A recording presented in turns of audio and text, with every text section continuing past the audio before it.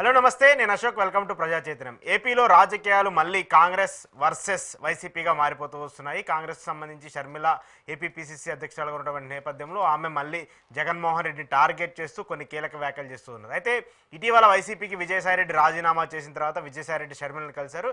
షర్మిల కలిసినటువంటి నేపథ్యంలో జగన్మోహన్ రెడ్డికి సంబంధించిన అంశాలను ఆయన అన్ని షేర్ చేశారంటూ కూడా షర్మిల చెప్తూ వస్తున్నారు. ఇప్పుడు షర్మిల అంశాలను దృష్టిలో పెట్టుకొని జగన్మోహన్ రెడ్డి టార్గెట్గా రాజకీయం చేసుకుంటూ వస్తుంది. ఇక మరోవైపు ఢిల్లీ ఎన్నికల్లో బీజేపీ అనూహ్యంగా 27 సంవత్సరాల తర్వాత మళ్ళీ విజయం సాధించుకొచ్చింది. అక్కడ 2 సార్లు సీఎంగా పనిచేసినటువంటి కేజ్రీవాల్ మూడోసారి ఓటమి పాలారు. మూడోసారి ఆయన విజయం సాధిస్తారని చెప్పినట్టు తెలిసినప్పటికీ కూడా అక్కడ మాత్రం ఘోర పరాభవం పడింది. దేశ రాజకీయాలు, రాష్ట్ర రాజకీయాల మీద ఈరోజు ఇంటర్వ్యూలో మాట్లాడదాం. ఇంటర్వ్యూలో నాతో పాటు పార్టిసిపేట్ చేస్తున్నారు అనలిస్ట్ కేఎస్ ప్రసాద్ గారు. ప్రసాద్ గారు నమస్తే. నమస్తే అండి. ఫస్ట్ ఢిల్లీ రాజకీయాల గురించి చెప్పి ఏపీ రాజకీయాలు వెళ్దాం. ఏంటి ఊహించిందేనా, ఊహించగలిగి అలా వచ్చిందంటారా? ఇప్పుడు సాధారణంగా మనకి ఉద్యోగాల్లో చేస్తున్నాం అనుకోండి, ఎవరికైనా 60 ఏళ్ళకి రిటైర్మెంట్ ఉంటుంది.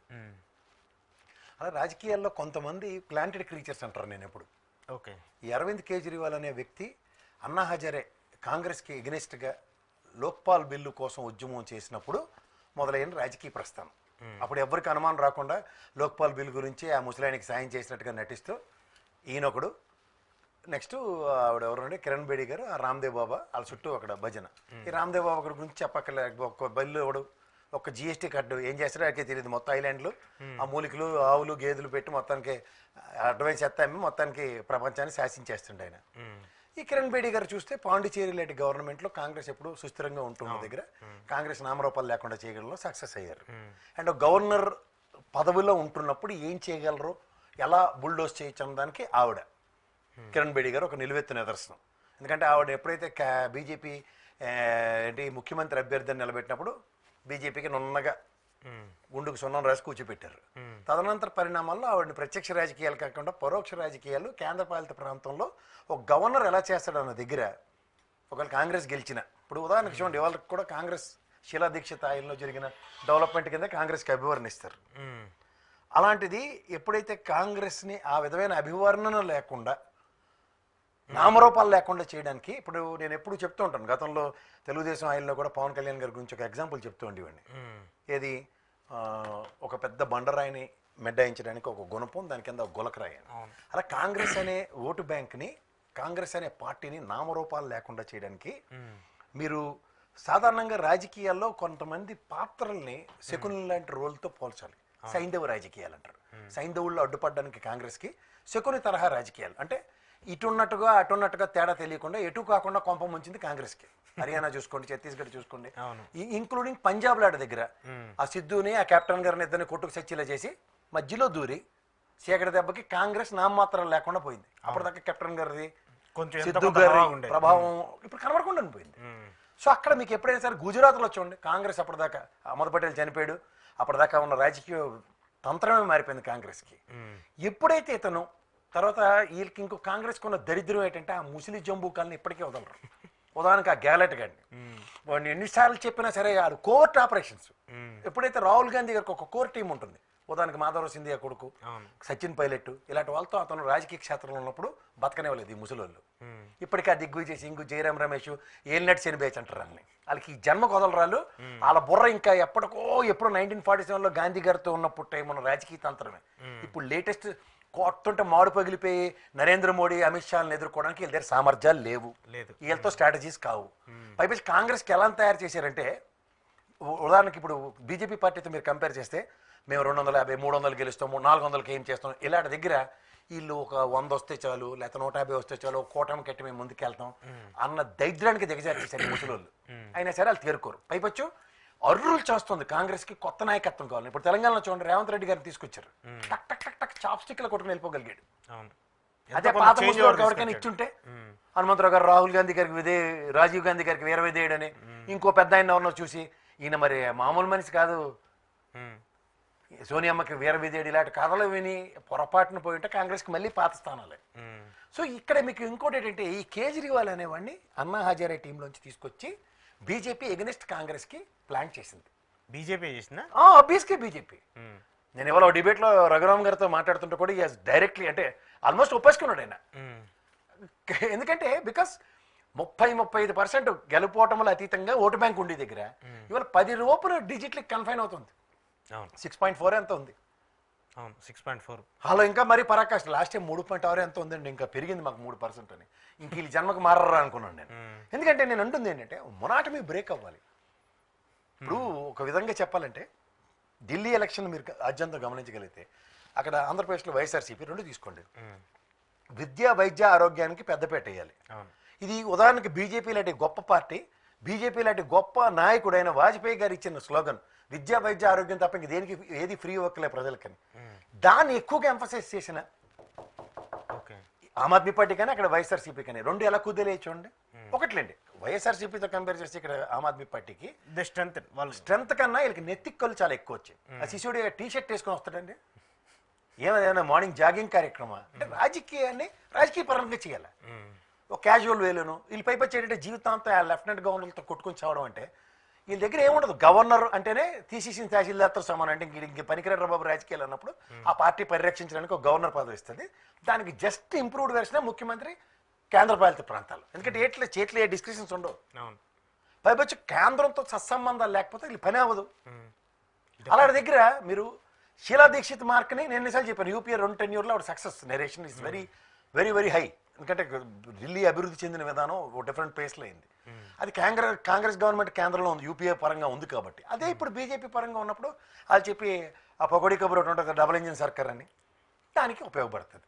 అంతకన్నా ఏమీ లేదు. కానీ ఇక్కడ ఏంటంటే తాత్కాలికంగా మనం ఏమీ చేయలేని కాంగ్రెస్ని శాశ్వతంగా పరిష్కరించడానికి ఈ అన్నా హజారే ధర్మం అని ఈ కేజ్రీవాల్ అటువంటి ఎప్పుడైతే ప్లాన్ చేశారో మీరు ఎలా చూడండి రాజకీయ క్షేత్రంలో అలా కనుమరుగు కాకపోతే చూడండి. స్పాన్ ఆఫ్ నో టైం మీరు గమనిస్తే సమాజ్వాదీ పార్టీ కానీ లేదంటే మా శరద్ పవార్ గారు కానీ వీళ్ళందరూ రాజకీయ ఉద్దండులు.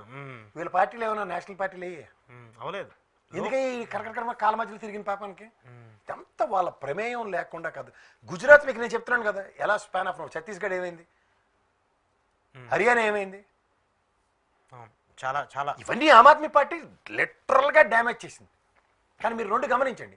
విభీషణుడు రణతంత్రం అంటే విభీషణుడు ఇటు నుంచి వచ్చి రాముడికి సాయం చేస్తే గెలుపుకి, శకునిగాడు ఇక్కడ ఉండి వీళ్ళు ప్రాణాలు తీసి ఓటమి మొత్తం ఉన్న వాళ్ళందరూ 100 మంది పైన ఉన్నా సరే నొన్న గుండు గీయించడానికి ఎలా ఉపయోగపడిందో చూడండి. ఆ తరహా రాజకీయం ఆమ్ ఆద్మీ పార్టీ చేసింది. అసలు మీరు ఒకటి గమనించారా, బీజేపీ పార్టీలో ఎవడైనా జాయిన్ అయితే వాషింగ్ పౌడర్ నిర్మ, లేకపోతే ఇప్పుడు కాంగ్రెస్ పార్టీ పరంగా వెళ్ళినా సరే ఇప్పుడు ఇంత డ్యామేజ్ జరుగుతుందన్నా సరే కాంగ్రెస్ నువ్వంటే ఐఎన్డీఏ కూటమి అంటేనే నాకు ఇష్టం, ఐఎన్డీఏ కూటమి అంటేనే నాకు ఇష్టం అంటే దీనికి కూడా అమరాబుద్దుల్లా గారు అమోకంగా రామాయణం కథ ఏదో పెట్టి విభీషణ్ అనుకుంటాను ఇటు చెక్కు ఇష్టం మర్చిపోయాడు కాదు. ఇప్పుడు ఇండియా కూటమిలోనే ఉన్నారు వాళ్ళు, ఎందుకు ఎలక్షన్స్ వచ్చేసరికి డిఫర్ అవ్వాల్సి వచ్చింది? వాళ్ళకి పైనుంచి ఇప్పుడు తోలు బొమ్మలు అటు ఉంటారు సార్, చేతుల్లో ఎలా వేలు కదిలితే ఆ బొమ్మలు ఆడతాయి. కానీ అదే బొమ్మలు మాసాడు ప్రదర్శన చేస్తున్నాయి అనుకుంటే అది కాంగ్రెస్ ఒక్కరికే అది తెలుస్తుంది బొమ్మలు మాసాడు బ్రహ్మాండంగా ప్రదర్శిస్తున్నాయని. కానీ చేతులు వేలు కదులుతుంది బీజేపీ అని తెలుసుకోలేకపోతున్నారు మాలోకాలు. మీరు కావాలంటే చూడండి ఎక్కడ కాంగ్రెస్ ఉందో మీరు ఉత్తరప్రదేశ్, వెస్ట్ బెంగాల్ ఇవన్నీ గమనించండి. 30 ఏళ్ళు పరిపాలించిన వాళ్ళు నామరూపాలు లేకుండా పోతారండి దారుణంగా, చాలా దారుణంగా. ఇక టీఆర్ఎస్ చూడండి ఎవడు దగ్గరికి వస్తాడు కలకల్లాడుతున్న వాళ్ళందరికీ కాల మధ్యలో దూరుతాడు, ఎత్తిపోతల పథకమే. లేకపోతే బీఆర్ఎస్ పార్టీకి సున్నారాడు పెట్టి బీజేపీకి స్థానాలు గెలబెట్టండి ఎంపీ ఎలక్షన్లో. ఎవరు ఊహించిన విధంగా మనోడే అందరినీ భలే ఉచకేస్తాడు. కేసీఆర్ని కూడా ఏ టీఆర్ఎస్ తీసి బీఆర్ఎస్ పెట్టు, నాదేంది కదా నీదే వద్ది ఇలా తగిలిన తమాషా చూసే బ్యాచ్. దాని ఏంటి అలా కూసగాడిది వచ్చి మేసగాడిని చెరగొట్టిన బ్యాచ్ ఇది. మొత్తం అందరూ ఎత్తిపోతలే చూసుకోండి కావాలంటే. ఇది కాదా మీరు చూడండి. నిజమే. లేకపోతే ఏ దిక్కుమాలి లెక్కర్ స్కీమ్ ₹1 పట్టుకున్నాడు ఎవడన్నా యువతలకి తెలంగాణకు మంటెట్టేసాడు, అక్కడ వైఎస్ఆర్సీపీకి మంటెట్టేసాడు. అది ఎవడన్నా ఉన్నాడు అక్కడ ఒవ్వళ్ళు ఎడవడం మట్టుకు గోపెట్టలో ఇంక్లూడ్ విజయసాయి రెడ్డితో సైతం పాదరసాల్లో జారుకుని దొబ్బేశారు ఎక్కడ కంచూపు మేరలో కనపడకుండా. ఏంటిది ఈ ఎలక్షన్ అయ్యేసరికి అందరూ ఎందుకు ఎత్తిపోతల పథకాలు. సో మీరు ఎస్కేప్ అయిపోయిన తర్వాత ముందు మీరు అందరూ గోపెట్లలో సురక్షిత ప్రాంతాలు వెళ్ళండి, కేజ్రీవాల్ గారిని ఎత్తేస్తున్నాం మీరంతా ఎంత ఆఫ్టర్ అన్న కార్యక్రమం తెరలేపారు. లేదంటే అరెస్ట్ అట ఎవడో అంతలకంతల మాగాడు ఎవడో తెలియనోడు ఎప్పుడూ రేపెట్టా అనగానే ఇక్కడ కవితని అరెస్ట్ చేసేదాకా వాళ్ళకి మిషన్ ఇంపాసిబుల్ అవ్వలేదు. మేము కవితనే కేజ్రీవాల్ సిసోడియా టీ-షర్ట్ సిసోడియా కానీ కూడా లోపల కూర్చోబెట్టారు. కాలు జాపుకొని కాలు పీసుకొని కాలు పట్టుకుంటే ఏమైంది. ఇందాక లెఫ్టినెంట్గా ఉన్నాను ఆదేశాలు ఇచ్చింది సెక్రటేరియట్ మొత్తం మడతెట్టిండని. ఒక్క కాగితం కూడా బయటకు బయటికి వెళ్ళకూడదు. ఏడు చేస్తారు కాగిత పరాలు చేసుకుని తిరగాలి.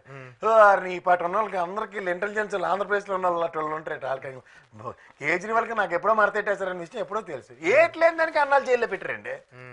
ఆ లెక్కర్ స్కామ్లో ఏమైనా రూపాయి డబ్బులు పట్టుకున్నారు ఎక్కడైనా? ఈడీ కానీ లేదా ఫెరా యాక్ట్లు కానీ లేదంటే సిబిఐ కానీ ఎవడన్నా పట్టుకున్నాడా? కానీ వాళ్ళు అనుకున్నారు అంతే, లాప్ డేసేలేండి అని. పైపచ్చు కేజ్రీవాల్కి నెత్తిక్కోవాలి అన్నానికి పైకి మఫ్లరు గరీబోల్లాగా బెకారోల్లాగా తిరుక్కుని వాళ్ళు జూలంగా షర్ట్లు ఇక్కడ నైటీలో తెలియదు షర్ట్లో తెలియదు అలా వేసుకొని తిరిగి ఎవడైనా సరే 40-45 కోట్లు బిల్డింగ్ కట్టేశాడు కళ్ళ ముందు. అసలే మామూలుగానే మొన్న వచ్చి అమిత్ షా గారు ఏడొచ్చే బిల్డింగ్ లేటే అని అడుగుతున్నారు అనే విషయమే చర్చనీయాంశాలు. అలాంటి దాకా సీసమాలని కలకల్లాడుతూ కట్టి ఊరుకుంటారు. అన్ని సంవత్సరాలు రాజకీయాల్లో చేశాడు అంటే 45 కోట్లు పిసికేసాడని అర్థం ఒప్పుకుంటారా?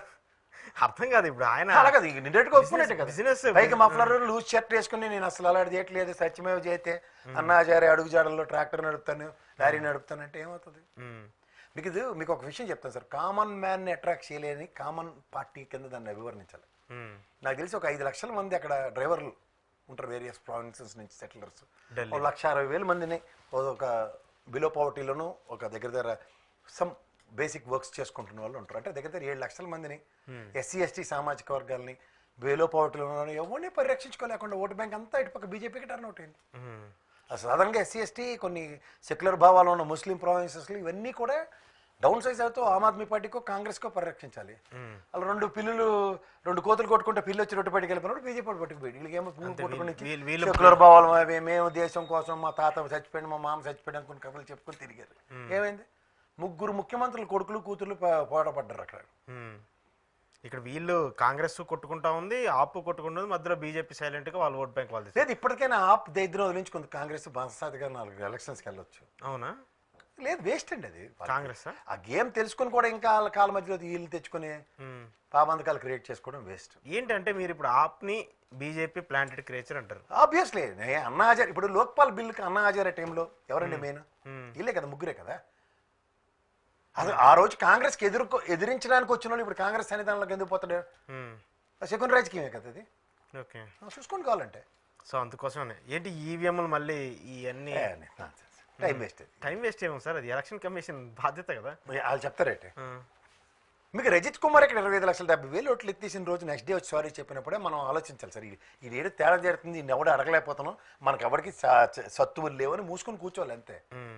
ఇప్పుడు మీరు కాంగ్రెస్ పార్టీ తీసుకోండి, వైఎస్ఆర్సీపీ మీద అంత గోడతో మహారాష్ట్రకు ఒక న్యాయం, ఆంధ్రప్రదేశ్కి ఒక న్యాయం. అవును కాంగ్రెస్ అడుగుతుంది. ఎలా అడుగుతుంది? వైఎస్ఆర్సీపీ గురించి ఏమైనా అడిగిందే? మళ్ళీ మహారాష్ట్ర విషయం మాట్లాడుతుంది. ఇప్పుడు ఎలక్షన్ మిషన్స్ అంటే దేశవ్యాప్తంగా జరుగుతుంది, దాని మీద మొత్తం తంది కాంతి కూడా వంచేసుకోవాలి కదా నేషనల్ మూవ్మెంట్ అని తీసుకురావాలంటే. ఇప్పుడు మీకు అన్యాయం జరిగినప్పుడు నాకు అల్లప్పుడు నీకు చిన్నప్పుడు నేను చాక్లెట్ ఇవ్వలేదమ్మా నీ జట్టు పీస్ అని పక్క యువతల పక్క కూడా రాగానే ఇది పెద్ద కార్యాచరణ అంటే ఎలాగుంటుంది? దాన్నే ఉమర్ అబ్దుల్లా గారు దాంతోనే పోల్చారు. సో యూనిటీ లేకుండా పోతుంది పార్టీల మధ్య అంతే ఆబ్వియస్లీ. ఇప్పుడు మీకు ఎప్పుడు నేను చెప్తున్నాను సార్, జాతీయ పార్టీ పోరాటం ఎలా ఉండాలంటే నేను ఈ మొత్తం నాకు రాజ్యసభలోను పార్లమెంట్లో నాకు కావాల్సిన 2/3 మెజారిటీకి నేను మొగాడిని అని నిలబడినప్పుడు తర్వాత మిగిలిన ఆయుధాలు తోడవుతాయి. నాకు నేను చట్టుకుంటున్నాండి 100 ప్రస్తుతం మిగిలింది మీరు తెండి ఈ కోమటకోట కూసురాశాలు వేస్తే కుదరదు.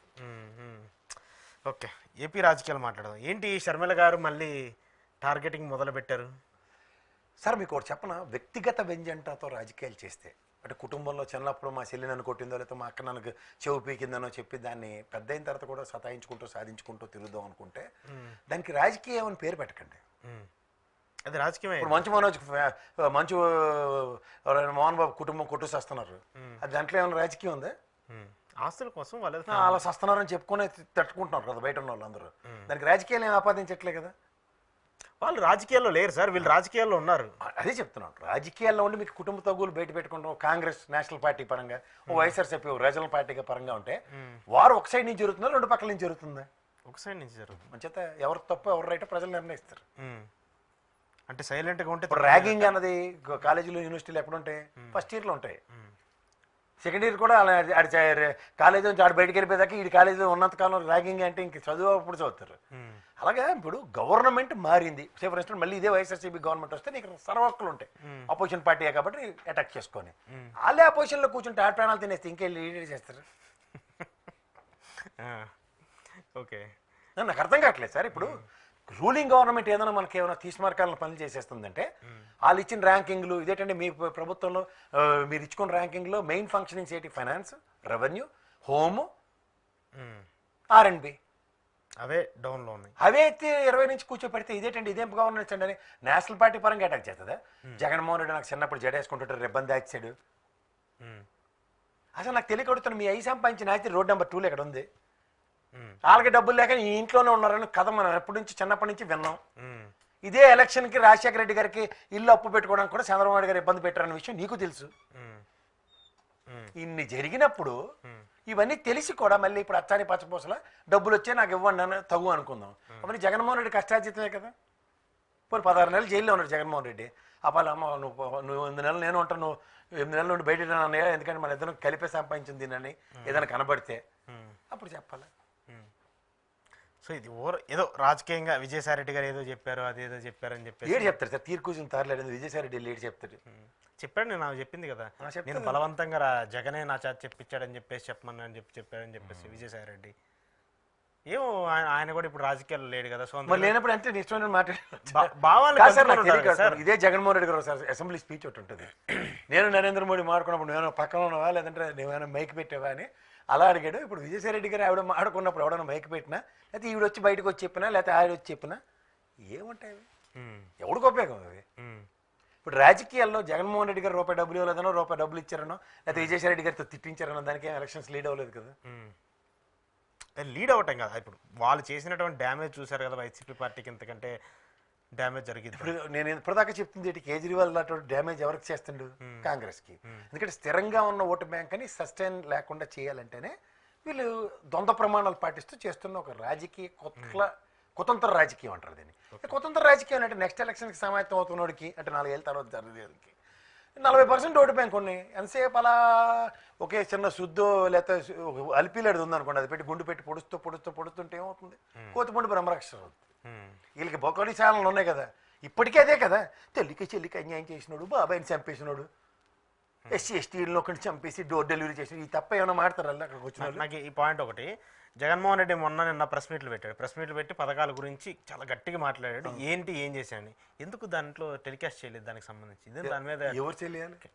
మీడియా సమ్ మీడియా ఏ మీడియా చేసింది? ఆయన పనికొచ్చిన పనులు చేసినవే చేయలేదు సార్. పనికి మళ్ళీ తిరిగి క్రిటిసైజ్ చేసి కండెమ్ చేయాలి కదా బేసిక్ గా. ఇప్పుడు వాళ్ళు ఎప్పుడు చేయరండి. వాళ్ళు మీకు ఇంకోటి చెప్పినా, నేను ఎప్పటి నుంచో చెప్తున్నాను, ఆయన పెట్టిన ఏ ప్రెస్ మీట్కి కూడా సంబంధిత అధికార ప్రతినిధులు కానీ లేదంటే వాళ్ళ పార్టీలో ఏ డిపార్ట్మెంట్ మీద ఆయన ఎలిగేషన్స్ ఇచ్చాడో విత్ సబ్స్టాన్షియల్ ఎవిడెన్సెస్, దానికి ఎవరు కౌంటర్లు ఇచ్చిన ఉదంతాలు లేవు. ఉదాహరణకి ఫైనాన్స్ మినిస్టర్ గారు పయ్యాల కేశవ్ గారు డెఫినెట్గా దాని మీద డెలిబరేషన్ ఇవ్వాలి. ఇది ఫైనాన్షియల్ ఎనేబిలిటీ ఇది. ఎందుకంటే యనమల రామకృష్ణ గారు ఒక అబద్ధం 14, చంద్రబాబు గారు ఒక అబద్ధం 10, ఇదే అబద్ధాన్ని పునాది వేసుకుని పురంధేశ్వరి గారు ఆవిడ ఎప్పుడో తెలుగు ఈనాడు ఆంధ్రజ్యోతి చదివి ఆవిడ చెప్తుంటుంది. ఆవిడ వదిలేండి, పాపం బయట ఉంది పార్లమెంట్ ఆవిడ. ఈ గవర్నర్ ఓకే ఈకేటండి నాకు అర్థం కాదు. పేపర్లు చూసి 10 లక్షలు అని చెప్పేస్తుంటే అసలు కాల్ఫర్ చేయాలి కదా. నేను మీరు బడ్జెట్ పెట్టారు 6,47,000, ఈ 10 లక్షలు ఏంటి, నాతో అబద్ధాలు ఎందుకు చెప్పించారు, నాన్న పిలిచి అడగాలి కదా. ఏంటిది? దాని మీద అవసరం లేదు తూచి. మరి గణతంత్ర దినోత్సవం రాష్ట్ర ప్రగతి చదివేస్తారు కదా, పొంకాల పేజీలు, మరి అప్పుడు ఇష్టమే. సో ఇవన్నీ ఏదో రాజకీయ వ్యూహంలో అచ్చుకు పుచ్చుకులా కొట్టినట్టు గిల్లినట్టు ఏడ్చినట్టు, అంతకన్నా అక్కడికి ఏడ్చినట్టు ఎవరంటే ప్రజలు కాదు సార్. ఇప్పుడు సాయిరెడ్డి గారి వ్యవహారం ఆయన కూడా మళ్ళీ ఇంకేటి సాయిరెడ్డి అంటే తీసేసిన తహసీల్దార్ కూర్చున్నాడు ఇంట్లో కూర్చుని ఆయన కలుప్పి నాకు విశ్వసనీయత విలువలు ఉన్నాయి కాబట్టి రాజకీయ పార్టీలో చేరట్లేదు, రాజీనామా చేసిన అయిపోయింది కదా. ఇప్పుడు లెక్కర్ స్కామ్ విషయంలోనే కేజ్రీవాల్ అటువంటి ముఖ్యమంత్రిగా దిక్కులేనప్పుడు వీళ్ళు ఎవరండి ఎంపీలు, రాజ్యసభ ఎంపీలు. మీరు డాట్స్ అలైన్ చేసుకోండి, మీకు ఈజీగా మ్యాచ్ అవుతాయి. ఇక్కడ కవిత, అక్కడ వైఎస్ఆర్సీపీకి విజయసాయి రెడ్డి పరంగా ఈ లెక్కర్ స్కామ్ది ప్రభుత్వంకి ఏం సంబంధం? పర్సన్స్ ఇప్పుడు ప్రభుత్వం ఇక్కడ తెలుగు బీజేపీకి బీఆర్ఎస్కి ఏం సంబంధం? వ్యక్తుల యొక్క దాంట్లోంచి వీళ్ళ క్లస్టర్స్లోంచి బీజేపీ ఆడించిన దాంట్లో ఎవరెవరికి అపవాదులు వచ్చాయి? ఇక్కడ బీఆర్ఎస్కి, అక్కడ వైఎస్ఆర్సీపీకి, అక్కడ కేజ్రీవాల్కి. కేజ్రీవాల్ అక్కడ జైల్లో కూడా పెట్టేశారు. కవిత సైలెంట్ అయిపోయింది, సాయిరెడ్డి సైలెంట్ అయిపోయాడు, మిగతా కొంతమంది టీడీపీలో ఉన్నటువంటి వాళ్ళేమో ఆల్రెడీ ఎంపీలు అయ్యారు. సో అంతే, అక్కడ వాషింగ్ పౌడర్ నిర్మ కదా. ఆ టీడీపీకి పోయేటంటే లేదా బీజేపీకి జాయిన్ అయినట్టే వాషింగ్ పౌడర్ నిర్మ ఇప్పుడు కూటమి కాబట్టి. మాగుంట శ్రీనివాసరెడ్డి ఆయన టీడీపీ ఎమ్మెల్యే. సో వీళ్ళతో ఇంకా ప్రాబ్లం లేదు. ఇంకేం ప్రాబ్లం అయిపోయింది. అప్పుడు కూడా మీకు దొరికిన వాళ్ళందరూ లోపలెట్టేసి వాళ్ళ పిల్లేగాడు అరవరగాడు అడలో కూడా అడిగి వీళ్ళు వంటలు ఉన్న వీళ్ళని పట్టుకొచ్చి వీళ్ళందరూ ఎప్పుడు అయిపోయారట పిఏట. మరి అదే అనితమ్మ గారు పిఏ డబ్బులు ఎత్తేసండి అందరి కాడ దగ్గర అంటే ఆయనతో రాజీనామా చేయించితే సీటీ సెల్లు. ఓకే. ఇక్కడ పిఏ మాత్రం నేలమాలిగల్లో తవ్వేసి హెలికాప్టర్లో బ్యాగులు పెట్టేసాడట, ఏరోప్లేన్లో పెట్టేసాడట, అక్కడ అందిపోయాట. కానీ ఈడీ పట్టుకోలేకపోయిందట. మనీ లాండరింగ్ కేసులు మీరు పెట్టేశారు, వాళ్ళు పట్టుకోలేకపోయారట. డబ్బులు ఎవరా బాబు అంటే మనీ సిసోడిని జైల్లో పెట్టాం 2 ఏళ్ళు, కేజ్రీవాల్ని కూడా లోపల పెట్టాం అంతే. ఢిల్లీ లిక్కర్ స్కామ్, ఒక ఏపీ లిక్కర్ స్కామ్ మీద కూడా సిట్ వేశారు. జగన్మోహన్ రెడ్డి మీరు చూసే ఉంటారు సోషల్ మీడియాకి సంబంధించి.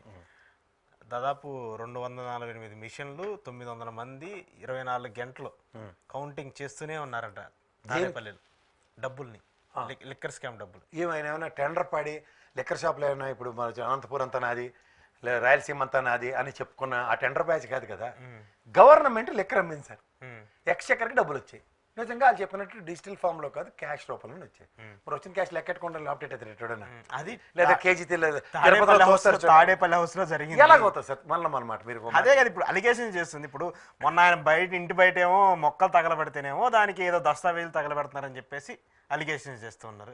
దీనికి మరి వైసీపీ కౌంటర్ ఇవ్వాలి కదా. ఇప్పుడు ఉదాహరణకి ఇంటి ముందు ఏదో గడ్డి తగలడింది సార్, వైఎస్ఆర్సీపీ ఏమైనా కంప్లైంట్ ఇచ్చిందా?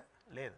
అంటే ఫస్ట్ ఆఫ్ ఆల్ నేనేవో తగలబెట్టారో ఎవడో బయట వచ్చి చేసాడు కుట్రో ఇలాంటి చెత్త ఒకళ్ళు క్లారిటీ ఇచ్చారు. పక్క జగన్మోహన్ రెడ్డికి సెక్యూరిటీ ఇచ్చే పోలీసులు చెప్పారు, క్లారిటీ ఇచ్చారు వాళ్ళు. లేదు ఇక్కడ ఎండిపోయిన మొక్కలు తగలబడి అని కదా. అది పాయింట్. దానికి మీరు పేపర్లు ఇవన్నీ అడవడంటే ఇది పకోడీ రాజా ఇచ్చే కథలని అర్థం. ఇప్పుడు రెండో పాయింట్కి వద్దాం. ఈ లిక్కర్కి సంబంధించిన విషయంలో ఇప్పుడు అసలు విషయం మాట్లాడడం ప్రజలకు కూడా తెలియాలి. జగన్మోహన్ రెడ్డి లిక్కర్ వ్యాపారం చేసాడా లేదా ప్రభుత్వం లిక్కర్ వ్యాపారం చేసింది? ప్రభుత్వ రంగ సంస్థ లిక్కర్ అమ్మిందా అమ్మలేదా? ఫస్ట్ ప్రజలు గ్రహించారు. లిక్కర్ అమ్మాలంటే అబ్కారీ వ్యవస్థ ఎవరి దగ్గర ఉంది? ప్రభుత్వం దగ్గరే ఉంది. అంటే అబ్కారీ వ్యవస్థ అంటే ఇవాళ ఎక్సైజ్ కొల్లు రవీంద్ర గారు ఆధ్వర్యంలో. కొల్లు రవీంద్ర గారు ఇప్పుడు ఇవాళ ఉన్నదేంటి? ఎక్సైజ్ డిపార్ట్మెంట్ పర్యవేక్షణలో ఈ టెండర్ విధానంతో లిక్కర్ షాప్లన్నీ ఇచ్చారు. గత ప్రభుత్వంలో అబ్కారీ వ్యవస్థే నడిపింది, డైరెక్ట్గా నడిపింది. ఇప్పుడు ప్రభుత్వ రేషన్ షాప్ ఉంది, ఎక్స్ రేట్ ఫిక్స్ చేసి రేషన్ షాప్ వై డీలర్కి ఇస్తుంది. రేషన్ షాప్ డీలర్కి ఇచ్చే మార్జిన్ ప్రభుత్వం నిర్ణయిస్తుందా లేదా వాడు నిర్ణయించుకుంటాడు? ప్రభుత్వం నిర్ణయిస్తుంది. ఇది కదా. అలాగే లిక్కర్ షాప్లో ఒక ప్రాఫిట్ మాడ్యూల్ పెట్టారు రేట్ విషయంలో. అంటే 10 రూపాయలు వస్తువు వాళ్ళ ప్రకారమే చెప్దాం, 10 రూపాయలు వస్తువు 20 రూపాయలకి అమ్మారు, డబుల్ రేట్ అనుకుందాం, ఎగ్జాంపుల్ చెప్తాను. డబుల్ రేట్ అమ్మింది ప్రజలు చెల్లించిందే కదా, డబుల్ రేట్ అని అందరూ చెప్పుకుంటున్నాం. ఈ డబుల్ రేట్ డబ్బులు ఎక్కడికి వెళ్తాయి? ప్రభుత్వానికి వస్తాయి. ఎందుకంటే అబ్కారీ వ్యవస్థ ఉద్యోగి అక్కడ ఉన్నాడు. ఆ ప్రభుత్వం నడిపింది జగన్మోహన్ రెడ్డి అని కదా. అవునండి, జగన్మోహన్. ఇప్పుడు ఉదాహరణకి ఈ లిక్కర్ టెండర్లు ఏవో పాడి రాష్ట్ర ఖజానాకి టెండర్ వాల్యూ ఏదైతే రాష్ట్ర ఖజానాకి వచ్చింది, ఆ టెండర్ వాల్యూ అంతా కరకట్ట మీద ఉన్న చంద్రబాబు గారు ఇంటికి వెళ్ళిపోయింది అంతా అని అన్నాను అనుకోండి నేను, అది ఎంతవరకు సమంజసం? ఓకే, టెండర్ నిర్ణయించింది ప్రభుత్వం, టెండర్ నిర్ణయించిన డబ్బులు ఏవైతే ఉన్నాయో అవి ఎక్స్చెక్కర్కి వస్తాయని చెప్తున్నాను. కాదు జగన్మోహన్ రెడ్డి గారి పార్టీ నుంచి ఎవడో వచ్చి ఈ టెండర్ ఎక్కువ డబ్బులు పాడారు చూడండి వేలంలో, అవన్నీ కరకట్లో ఉన్న చంద్రబాబు గారి ఇంటికి వెళ్ళిపోయింది మాట నిజమైతే, ఇలాగే లిక్కర్ అమ్మిన డబ్బులన్నీ జగన్మోహన్ రెడ్డి గారి ఇంటికి వెళ్ళిపోయింది కూడా వాస్తవం. సో అక్కడ చంద్రబాబుకి వెళ్తే ఇక్కడ జగన్మోహన్ రెడ్డి కూడా వెళ్ళి అలా వెళ్ళవు, వెళ్ళి అనుకుంటే అది బొర తక్కువతనం అంటారు. ఎందుకంటే ఇప్పుడు వెళ్ళి అనే కదా అలిగేషన్స్ అంటున్నాను. ఎలిగేషన్ ఎవడో చేస్తారు సార్, ఇప్పుడు సిట్ వేస్తారు, రేపు వాళ్ళకి అర్థం అవ్వదు స్పిరిట్ రేట్ అంతా. ఆ జవహర్ గారిని పిలిచి అడగని చెప్తారు పెద్ద ఆయన, మాస్టర్ గారు కూడా దగ్గర దగ్గర ₹5.70 ఎంత ఉండేదండి అప్పుడు. 25 రూపాయలు, ₹5.70 ఎంత ఉండేది, అది ₹25.70 స్పిరిట్ గవర్నమెంట్ రేట్ డిఫరెన్స్. అది రెవెన్యూవే కదా, అవును, ఇన్కమ్ కోసమే కదా. తర్వాత దాన్ని మీరు ప్రాఫిట్ వేసుకుని అమ్మారు. ఓకే, ఇప్పుడు ఉదాహరణకి మ్యాన్షన్ హౌసే తీసుకొచ్చారు సార్, ఎవరో ఏదో ఎందుకు కింగ్ ఫిషర్ ఇదే చెప్దాం, ₹210 ఉన్నది 270కి ఎంతకు అమ్మారు. అవును, ఇది డిఫరెన్స్ అంటాం. సో ఈ ₹270 హైయెస్ట్ రేట్ కింద మనం పోర్ట్రేట్ చేస్తున్నాం. ఇప్పుడు ఆంధ్రప్రదేశ్లో బడ్వైజర్ అమ్ముతున్నారు, అది 300 చేంజ్ ఎంతో, 270 అక్కడ కూడా. ఇప్పుడు ఇక్కడ 210 తెలంగాణలో. అక్కడ ఏం చేశారంటే కింగ్ ఫిషర్ 210కి ఇచ్చారు. అంటే పాత జగన్మోహన్ రెడ్డి అమ్మిన రేట్లు తగ్గించారు. కొత్త బ్రాండ్లు అంటే ఇప్పుడు వాళ్ళు విచ్చలవిడిగా వచ్చినవన్నీ డింగిటికం పెంచేసారు, ఎన్హాన్స్ అయ్యి కనపడుతున్నాయి. మరి ఇది ప్రభుత్వం గేమ్ కింద చూడాలి కదా, అదేంటిది అలా మెత్తన రేట్, ఇది తప్పు కదా, అన్యాయం కదా, నష్టపోతున్నాం కదా అన్నది ప్రజలు. కానీ ప్రభుత్వానికి సంబంధం లేదేంటి, రాష్ట్ర ఖజానాకి ఒక స్పెసిఫైడ్ ఫిగర్ ఉంటుంది. దీనికి ఇంకా అర్థం అవ్వాలంటే మీకు నా జీతం ₹1,00,000. నాకు ఇంటి లోను నా జీతానికి 45 సార్లు కలిపిస్తారు, 45 లక్షలు నా లోన్ ఎలిజిబిలిటీ. నాకు ₹1,00,000 ఉందనే కదా. అలా బ్రెవరేజ్ కార్పొరేషన్కి అప్పు తీసుకొచ్చాడు ఆయన 20,000 కోట్లు. అందులో ఏంటి, నువ్వు ఇంత సేల్స్ చేసి ఇంత అమ్మితే ఇంత డబ్బులు వస్తాయి కాబట్టి నీకు ఇస్తానని చెప్పి మొదట 4,000, తర్వాత ఇంకో 4,000 ఇచ్చారు. ఇంకా 12,000 కోట్లు దాంట్లో ఉన్నాయి తెచ్చుకోవడానికి. దానికి ఒక రీపేమెంట్ టెన్యూర్ ఉంటుంది. ఇన్ని సంవత్సరాలు అవన్నీ ఎలిజిబిలిటీ క్రైటీరియాలో ఉంటేనే కదా అబ్కారీ వ్యవస్థ మీద ఏదో ఒక ప్రభుత్వ రంగ సంస్థ డబ్బులు ఇచ్చింది అప్పు. అంటే amounts, margins and sale procedure everything is in order. అలాగే మనం ఎంప్లాయీ కదా, నా పే స్లిప్, నేను చదువుకున్న క్వాలిఫికేషన్స్, దీనికి నేను పనిచేస్తున్న వ్యవస్థ, ఇవన్నీ జస్టిఫై అయిన తర్వాత కదా నాకు లోన్ శాంక్షన్ అవుతుంది. సేమ్ అదే కదా. అంటే ద ట్రాన్సాక్షన్ విత్ ట్రాన్స్పరసీ జరిగినప్పుడే అబ్కారీ వ్యవస్థ నిర్వహిస్తున్నది బ్రెవరేజ్ కార్పొరేషన్కి లోన్ వచ్చింది. ఇంకా so all are legal with proofs అంటారు మీరు. సో దీన్ని ఏదో సార్ మీకు ఇంకోటి చెప్పనా, ఎక్స్చెక్కర్ నుంచి డబ్బుల్లో చిన్న పెసరు తేడా వచ్చిన స్కిల్ డెవలప్మెంట్ కేసులు ఏమైంది చంద్రబాబు నాయుడు గారికి? సేమ్ అదే జగన్మోహన్ రెడ్డికి అయింది. ఎలా అవుతుంది? మళ్ళీ అదే చెప్తాను. అంతే మరి దాంట్లో అవినీతి జరిగిందని చెప్పేసి కదా. అవినీతి జరిగింది అన్న దానికి కారణం ఏంటి? మళ్ళీ బాధపరచాలి దానికి. ఏంటి, స్కిల్ డెవలప్మెంట్ బోర్డు కాన్స్టిట్యూట్ అవ్వక మునుపు ఒక డెసిషన్ తీసుకున్నారు ముఖ్యమంత్రి గారి స్థాయిలో. ఆ ముఖ్యమంత్రి గారి స్థాయిలో తీసుకున్న డెసిషన్ 330 కోట్లు 370 కోట్లు బయటికి వెళ్ళి, ఆ 3,370 కోట్లు స్కిల్ డెవలప్మెంట్ దాంట్లో 370 కోట్లు అవినీతి జరిగిందని నేను కాదు, GST council, next enforcement directory, ఇలాంటి వాళ్ళు కేంద్ర ప్రభుత్వాధీన సంస్థలు స్వతంత్ర ప్రతిపత్తి కలిగినవి రైస్ చేసే. ఇక్కడ సిట్ నిర్వర్తిస్తూ సిట్ యొక్క సారాంశాలు మనం వైజాగ్ భూములు సిట్ 1 చూసాం, సిట్ 2 చూసాం. అలాగే వివేకానంద రెడ్డి గారి మాట సిట్ 1 చూసాం, సిట్ 2 చూసాం. మీరు మీకు ఒప్పుకుంటే సిట్ గురించి ఆలోచించండి, నిలబడి. నాకు ఓపిక సార్, టీడీపీ చేసిన అలిగేషన్స్ నేను మీ ముందు 8 నెలలు అయింది అలిగేషన్స్కి మాత్రమే. నేను అదే డౌట్, ఇప్పుడు ఈ ఒకవేళ నిజంగా డాక్యుమెంట్లు వస్తే 9 నెలలు అవుతుంది కూటమి సర్కార్ వచ్చి, అది మీ ఫాల్ట్ అయ్యింది కదా. మీకు ఒకటి రూపాయి రాకపోక ఎక్స్చెక్కర్ దగ్గర కనబడుతున్నప్పుడు దాంట్లోంచి మీకు తేడా జరిగింది అన్నదానికి అక్కడ అబ్కారీ వ్యవస్థ ఉద్యోగులందరూ స్టాండర్డ్ ఫార్మాట్లో ఉన్నారు. బ్రెవరేజ్ కార్పొరేషన్ అన్నది ఎస్టాబ్లిష్ అయ్యి ఉంది, దాని పరంగా లోన్ ఏదైతే వచ్చిందో దిస్ ఆల్ ఎవిడెన్షియల్ ఫిగర్స్. మూడోది, సంబంధిత లిక్కర్ మినిస్టర్ ఆధ్వర్యంలో ఈ ప్రొసీజర్ క్యాబినెట్ నిర్ణయం అండ్ ముఖ్యమంత్రి గారి ఆమోదం. క్యాబినెట్ ముఖ్యమంత్రి గారి ఆమోదంతో అసెంబ్లీలో ప్రవేశపెట్టినప్పుడు ఇదే అపోజిషన్ పార్టీ, ఇప్పుడు వీళ్ళకైతే అపోజిషన్ స్టేటస్ లేదు, వాళ్ళకి అపోజిషన్ స్టేటస్ తెలుగుదేశమే కదా, అప్పుడు రైస్ చేసిన కన్సర్న్స్ ఏవి. ఓకే. సో వివేక పాయింట్ వచ్చింది కాబట్టి, వివేక హత్య కేసు కూటమి సర్కార్ అధికారంలోకి వచ్చి 9 నెలల దగ్గరగా అయిపోయింది. సో ఏంటి మళ్ళీ ఇప్పుడు సిబిఐకి ఇవ్వాలి అది ఇది అని చెప్పేసి అప్పుడు చాలా పెద్ద ఎత్తున ప్రచారం చేసినటువంటి టీడీపీ ఇప్పుడు ఎందుకు మాట్లాడలేదు? డెవలప్మెంట్ అంటే ఆవిడ సునీతారెడ్డి గారు, అది కాదు, ఆ దస్తగిరి గారితో మళ్ళీ జీరో ఎఫ్ఐఆర్ ఫైల్. అదే నేను సార్, ఇప్పుడు దస్తగిరిని మళ్ళీ బయటికి రౌండ్ అప్ తీసుకొచ్చి ఆయన చేత మళ్ళీ ఫైలింగ్ చేయించాలని చెప్పి చూస్తున్నారు. ఏంటి ఇప్పుడు దీనికి సంబంధించి? ఏముండదు. ఎందుకు ఉండదు అంటే మీకు ఒక మాట చెప్తున్నాను, ఆ వీడియో ఫుటేజ్లో అవన్నీ జైల్లో జరిగిన ఎవిడెన్సెస్ అన్నీ పోయాయి. అందుకని ఏంటంటే ఆ టైంలో హైకోర్టు తీర్పు ఒకటి ఉంది, అది గమనించుకోమండి. నా దగ్గర మీకు ఫార్వర్డ్ చేస్తాను, దానికన్నా డిస్ప్లే చేయండి. హైకోర్టు తీర్పు ఏమొచ్చిందంటే ఈ వీడియో ఫుటేజ్లో ఈ దస్తగిరి గారు ఉంటున్న బ్యారక్ వేరు అండ్ ఈయన డాక్టర్ ఎవరు శంకరన్న కొడుకు డాక్టర్ వెళ్ళి అక్కడ మెడికల్ క్యాంప్కి వెళ్ళారు. ఇతనికి అతనికి కలిసే ఇదే లేదని చెప్పి అక్కడ ఉన్న జైలర్ గారు సంబంధిత డిఎస్పీలు ఇచ్చిన ఎవిడెన్సెస్తో గౌరవ న్యాయస్థానం కన్విన్స్ అయింది విత్ వీడియో ఫుటేజెస్. సో ఆ కేసు కొట్టవేయబడింది హైకోర్టు పరంగా. ఇవాళ దానికి ఏం చేశారంటే ఇవాళ జీరో ఎఫ్ఐఆర్ ఫైల్ చేసి, ఈ సుప్రీంకోర్టు పరివిలో ఉంది first of all, and CBI దీంట్లో ఉంది. సుధా సింగ్ మేడం గారు ఇచ్చిన రిపోర్ట్ ఏంటి, ఇది ఒక brutal murder with robbery. And తర్వాత ఈ రామ్ సింగ్ గారు వచ్చి ఓవర్ యాక్షన్ ఏంటి, ఆ ఓవర్ యాక్షన్ తాత్పర్యమే కదా ఇప్పటిదాకా కాకుండా వ్యవస్థ పరంగా అవినాష్ రెడ్డి గారికి బెయిల్ మంజూరు అవడం, కోర్టులు ఇచ్చే కదా. సో ఇప్పుడు ఏంటంటే ఆయన బెయిల్ రద్దు చేయడానికి ఈ ప్రభుత్వం వాళ్ళ మెయిన్ 6 బుల్లెట్ పాయింట్లు కాదు, వాళ్ళ మెయిన్ ఏంటంటే ఒకటి హూ కిల్డ్ బాబాయ్, అమ్మ చెల్లెలకి అన్యాయం చేసినోడు, తర్వాత అలా ఎమ్మెల్సీ గారు డోర్ డెలివరీ చేసిన స్లోగను, అలా డాక్టర్ గారికి మాస్క్ ఇవ్వండి. 5వది ఏంటంటే ఈ రాష్ట్రంలో శాంతి భద్రతలు వేగాతం కలిగిస్తే ఈ ప్రభుత్వంకి ఒక్క నిమిషం కూడా ఉండే హక్కు లేదు. ఈ 5-6 స్లోగన్లతో వాళ్ళు అధికారానికి వచ్చారు. సో అందులో ఒకదాని తర్వాత మరి మితధర్మం నిర్వర్తించాలంటే సునీతమ్మన ఆల్మోస్ట్ 8 నెలలు బట్టి ఒక్కడికి కూడా ముందుకు పడని దీని దగ్గర ఏదో అడవాడు చేయాలంటే జీరో ఎఫ్ఐఆర్ స్టార్ట్ చేస్తారు. ఇందులో దస్తగిరి గారి క్రెడెన్షియల్ ఏంటి, దస్తగిరి అప్రూవర్గా మారి బయటకు వచ్చి ఇప్పుడు దాని అన్నిటికీ నేను ఒప్పుకోవడానికి సిద్ధంగా ఉన్నా అని చెప్తున్నాడుగా. ఆడు అంత పైశాచికంగా డబ్బుల కోసం చంపించాడు. ఆడు ఆ సునీల్ గడ కలిపింది అన్న విషయం తెలిసిన తర్వాత ఆయన మళ్ళీ 25% నిలబెట్టి నేనే చంపాను ఆ వ్యాసంలో చెప్తుంటేనే కూడా గౌరవ న్యాయస్థానం ఆడు ఓ ప్రొఫెషనల్ కిల్లర్ చంపాడు రాడు ఎవడరా అన్న విషయం మీద ఆగి ఉంది. నేను ఎన్నోసార్లు చెప్పాను విత్ ప్రూఫ్స్. ఏది ఆ డోర్ ల్యాచ్లు ఎరగొట్టుకొని లోపలికి వచ్చి పైశాచికంగా చంపారని ఆడు చెప్తాను కదేటి.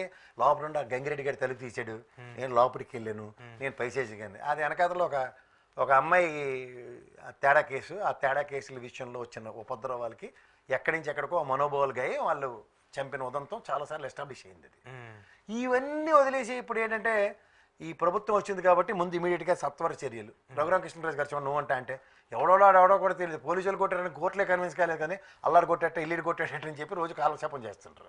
ఇప్పుడు ఇదే కేసు దీన్ని ఇంకోసారి తీసుకొస్తారు. 4 రోజులు అడవుడు ఉంటుంది మార్కెట్లో చర్చ. వీళ్ళు రెడీగా ఉంటారు. ఇక్కడ ఓ టై కట్టు కూర్చుంటాడు, ఇంకోళ్ళేమో పాత వృద్ధ జంబుకాలన్నీ వచ్చేసి కలిపడిపోతాయి. అబ్బబ్బబ్బా ఇదే అని. అరే మళ్ళీ మేము అదే చూపించుకొని సావాలి. బాబా కొట్టరా బాబు, అటు డోర్లు బదులు కొట్టుకొచ్చాడు, లోపలికి ఎలా వచ్చాడు, అటు చంపాడరా బాబు అంటే మళ్ళీ అదే 4 రోజులు అడవడే చూస్తామంటారు. సో నిలవదంటారు మీరు ఇది? అంటే గతంలో జగన్మోహన్ రెడ్డి అధికారంలో ఉన్నారు కాబట్టి ఆ కేసు పెద్దగా ఫైల్ అవ్వలేదు. అలా కదండి, చంద్రబాబు గారు అధికారంలో ఉన్నప్పుడే ఇంకా ఎలక్షన్ కూడా ఇంకా ఫుల్ ఫ్లెడ్జ్డ్గా రాలేదు.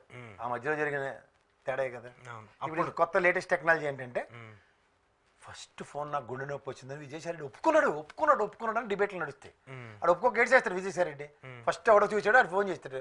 ఆడికి ఫస్ట్ ఇన్ఫర్మేషన్ ఇంకా వెళ్ళి చూడక మునిపై అవినాష్ రెడ్డికి ఇచ్చిన ఇన్ఫర్మేషన్ ఏంటంటే అది గుండు పొడితే చచ్చిపోయాడు బాబాయ్ అర్జెంట్గా రాని ఫోన్ చేశారు. తెలుసా మీకు? ఆయన జమ్మలమడుగు దేనికో వెళ్తాడు ప్రచారానికి, కారు చెప్పుకుని వెనక్కి వస్తాడు. వచ్చి చూసి ఆయన దెక్క చచ్చిపోయాడు. ఇదేట్రా ఇలా చంపేశారండి అని ఆయన ఆశ్చర్యపోయి తర్వాత నానా తిప్పలు పడుతుంటే తులసిరెడ్డి గారు కూడా చెప్పారు ఆ రోజు అది మాట్లాడని. ఇంతలోకి హైదరాబాద్లో ఉన్నాడు ఏమైనా కలగానే ఇలా నరికేశారట. నరికి అని షర్మిలు చెప్పినట్టు ఆవిడ చెప్పలేపారు. ఎందుకంటే ఫస్ట్ హ్యాండ్ ఇన్ఫర్మేషన్ ఏమొచ్చిందో దాన్ని బట్టి చెప్పగలిగారు. అంటే ప్రీ ప్లాన్డ్గా చేసింది అనేది కదా అలిగేషన్స్. షర్మిల అయినా లేదంటే సునీత అయినా మళ్ళీ సార్ ఇప్పుడు రాజకీయ కాన్స్పిరసీ లేదని లక్షాలు వాదించింది దాని మీద. ఎట్లా రాత్రి 10-10:30 దాకా జమ్మలమడుగులో ఆలి ప్రభావతమ్మతో మాట్లాడుకొని వివేకానంద రెడ్డి గారు ఇంటికి వచ్చారు. ఆలి ప్రభావతమ్మ గురించి ఏంటి మనం రాజశేఖర రెడ్డి గారి తాలూకా నువ్వు మా ఆడపడుచు అమ్మ అని ఆవిడ్ని కన్విన్స్ చేసి రెబల్ కాకుండా చేసిన ఉదంతమే కదా. ఆయన ఎందుకు వెళ్ళారు ఫస్ట్ ఆఫ్ ఆల్ ప్రచారానికి? అవినాష్ రెడ్డికి ఎంపీ టికెట్ ఇచ్చారు. మనం ప్రచారానికి వెళ్ళిన మన వివేకానంద రెడ్డి గారిని చూసాం. ప్రచారం దేనికి వెళ్తారండి? ఇంక మనోభావాలు ఉంటాయి. గతంలో ఎమ్మెల్సీ ఓడిపోయినప్పుడు ఏమైంది ఆయనకి తెలుసు కదా పరిణామాలు. అందుకే వెళ్తా కాదు, మన పని మనం చేసుకుందాం కదా. జగన్మోహన్ రెడ్డి గారు తెలంగాణ పని చేస్తున్నాడు. సో ఇదేం కాదంటారు, ఏదో మళ్ళీ అలాగే ఏదో కొంచెం కాంట్రవర్సీ కంక్లూడ్ చేస్తూ ఎమ్మెల్సీ తీర్మానం మల్లన్న గారు రెడ్లకి సంబంధించి ఆయన ఇప్పుడు ఏంటంటే తెలంగాణలో కులగణలకు సంబంధించి చాలా పెద్ద ఎత్తున చర్చ జరుగుతుంది. ఆ బిల్లును కూడా అసెంబ్లీలో పాస్ చేశారు. ఈయనేమో అసలు మాకు బీసీలకి న్యాయం చేయాలి లేదంటే ఎస్సీ ఎస్టీలకి న్యాయం చేయాలని చెప్పేసి కొంత అనుచిత వ్యాఖ్యలు అనాలా లేదంటే కొంచెం ఆగ్రహ వ్యాఖ్యలు అనాలా? సో ఏం చెప్తారు దానికి సంబంధించి? టీకి డబ్బులు లేవు, 10 రూపాయలు వెళ్ళి నాకు అనే అకౌంట్లో మొదలెట్టిన ప్రస్థానాలు మర్చిపోకుండా హెలికాప్టర్లో తిరుగుతున్నాం లేకపోతే ఎమ్మెల్సీ గెలిచేసాం అనగానే ఏదో మరి ప్రపంచానికి ట్రంప్ గెలిచినట్టుగా ఫీల్ అయితే మరి ఎవరేం చేయలేరు. భాష చాలా ముఖ్యం అండి. నేను ఎన్నోసార్లు చెప్తూ ఉంటా, ఇప్పుడు ఈ రెడ్డి సామాజిక వర్గం ఉన్నది ఏకతాటి మీదకి రాకపోతే వాళ్ళ కాంగ్రెస్ ప్రభుత్వ స్థాపన జరగదు. ఉదాహరణకి ఖమ్మం, నల్గొండ, మహబూబ్ నగర్, వరంగల్ ఈ 4 ప్రాంతాల నుంచి రెడ్లు పునరీకరణ ఏమైనా సరే కాంగ్రెస్ని గెలిపించుకుందామని కట్టుగా పనిచేసిన దానికి అవుట్కమ్ ఇది. అలాంటిది సామాజిక అసలు నాకు తెలియక అడుగుతా సార్, ఒక కులం ఏ కులమైనా సరే వాడికి అది కన్న తల్లితో సమానం. నేను ఎవరైనా సరే ఎవరి కులాన్ని ఎవడిచ్చండికి హక్కు? నిన్ను బానిస కింద ఎవడపడగమన్నాడు. బీసీ కులాలనే ఒక చిన్న ఎగ్జాంపుల్ చెప్తాను మీకు. ఎవలాస్ ఉంది, హబీబ్ అని ఉన్నాయి. వీళ్ళ దగ్గర పనిచేస్తున్న నాయి బ్రాహ్మణులు వాళ్ళ కింద మేము అణగారిపోతున్నాం, మమ్మల్ని ఏంటి మాకు అదంటే మిమ్మల్ని స్వయం ప్రతిపత్తితో స్వయం ఉపాధి పథకం మిమ్మల్ని పెట్టుకోవద్దు అని చెప్పాడా? ఎవరు చెప్పడం? వాళ్ళ దగ్గర డబ్బులే పెట్టలేదు. మీరు నేను వెళ్తాం, పలానా అతను ఉన్నాడని వెళ్తాం కదా, మనకు అలవాటు అయినా. కానీ అతని దగ్గర పని చేస్తుంటే మనం ఏం చేస్తాం సార్? మనం సమాజంలో ఎవరు వాళ్ళకి తక్కువ చేయట్లేదు. నాకు పలానా శ్రీనివాస్ కావాలని నేను వెళ్ళి రెగ్యులర్గా వెళ్ళి ఆ షాప్లో నాకు ఆ శ్రీనివాస్ అన్న వ్యక్తి ఉంటేనే నేను చేయించుకుంటాను. మాట చెప్తున్నా. ఎందుకు అంటే నాకున్న 4 లేదు, అది వేరే సంగతి చెప్తున్నా. కానీ మనం అతని మీద ఉన్న కన్సర్న్, కానీ అలాంటి కన్సర్న్ లేదని నా కులాన్ని ఒకటి తిట్టాడు అనుకోండి, అంటే రెసిప్రొకేటివ్ యాటిట్యూడ్ అంటే ఇచ్చిపుచ్చుకోవడంలో మనం ముందడుగు వేయడం, మనం మాట్లాడుతుంది ఎందుకు నచ్చట్లేదు అంటే నువ్వు సప్రెషన్కి గురవుతున్నావు, నీకు నువ్వు డిసైడ్ అయిపోతున్నావు. కానీ నువ్వు అదే సామాజిక వర్గంలో నువ్వు ఇవాళ ఎమ్మెల్సీ ఎంత కష్టపడి గెలిచావో తెలుసు కదా, ఎన్ని రౌండ్ల తర్వాత గెలిచావో. పార్టీ టికెట్ ఇచ్చింది కదా ముందు, అసలు ఫస్ట్ టికెట్ ఇచ్చింది, అది నీకు కృతజ్ఞత పార్టీ మీద ఉండ. ఇవాళ ఏ రెడ్డి వల్ల మీరు సామాజిక వర్గం ఇవాళ కాంగ్రెస్ పార్టీని నిలబెట్టింది అన్నది మర్చిపోతే, కాంగ్రెస్ చరిత్రలతో రెడ్డిలతో నడిచిన కాంగ్రెస్ చూసాం మనం. మెజారిటీ ముందు తెలుగు రాష్ట్రాలకు సంబంధించి ఉంటే వాళ్ళే. నాకు తెలియకూడదు అసలు ఎవరికైనా సరే ఫస్ట్ రెడ్డి కులం మీద మాట్లాడదు. వాళ్ళే పాపం రెడ్డి కులం ఉండదు, రాయలసీమలో కాపులను ఇస్తారు వాళ్ళకి. అవును, చాలా సామాజిక వర్గం. చాలా మంది ఏదో రాజకీయంగా ఆయన మాట్లాడుంటారు అనుకోవచ్చా? రాజకీయంగా నోరు పోయి కలం ఎందుకు, రాజకీయంగా మాట్లాడు 100 మాట్లాడండి. మన బీసీ నుంచి ఒక యోధుడు రావాలి, ఒక నాయకుడు రావాలి. ఎన్నాళ్ళు మనం ఈ రెడ్డి ముఖ్యమంత్రిని చూసాం, బీసీ ముఖ్యమంత్రిని కూడా చూద్దామని మాట్లాడమంటే తప్పే ఉంది. నేను దేశం బీసీ ప్రధానమంత్రిని చూడలేదు, నరేంద్ర మోడీని. ప్రయత్నించు. సో ఇండిపెండెంట్గా ఎదగాలి కానీ ఒకళ్ళు టార్గెట్ చేసి అదొక కూడా కులాలను ఎందుకు మాడుతున్నావు? ఈ కులం ఏం చేసింది?